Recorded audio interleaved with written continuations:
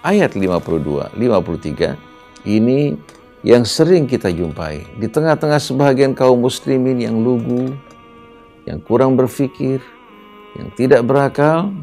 Mereka termakan oleh perangkap yang dibuat oleh musuh-musuh Islam, baik dari kalangan orang Yahudinya, Nasraninya, yang tidak menyukai kebenaran Islam dan tidak dapat menerima Nabi kita Muhammad Sallallahu Alaihi Wasallam sebagai Nabi dan Rasul bagi mereka.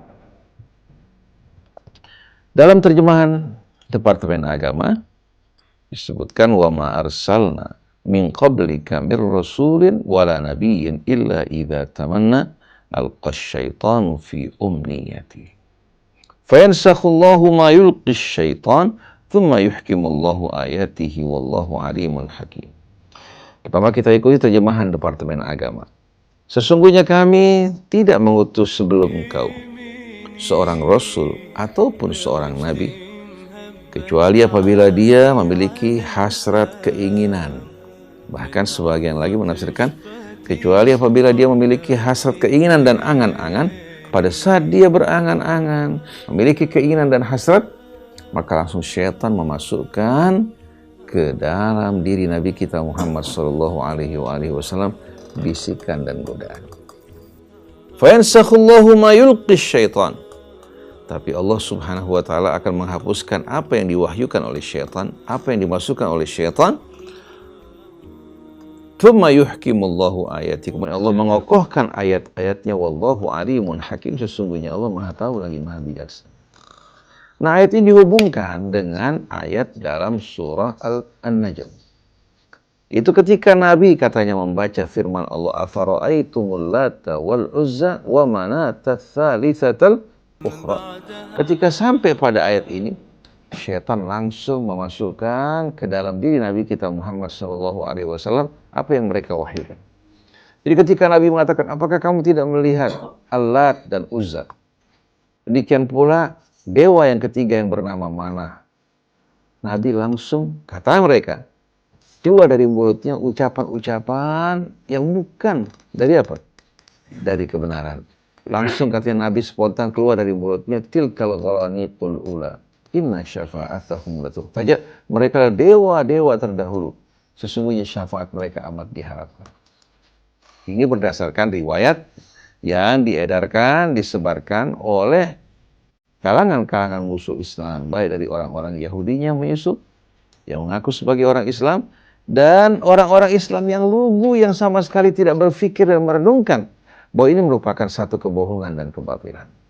Kalau kita perhatikan sama-sama, apa yang diriwayatkan dalam hal ini, begitu pula terjemahan yang disimpangkan, menunjukkan bagaimana musuh-musuh Islam berupaya untuk mengacau balaukan pemahaman kaum muslimin hingga tidak lagi selaras dengan kebenaran dan apa yang diinginkan Allah.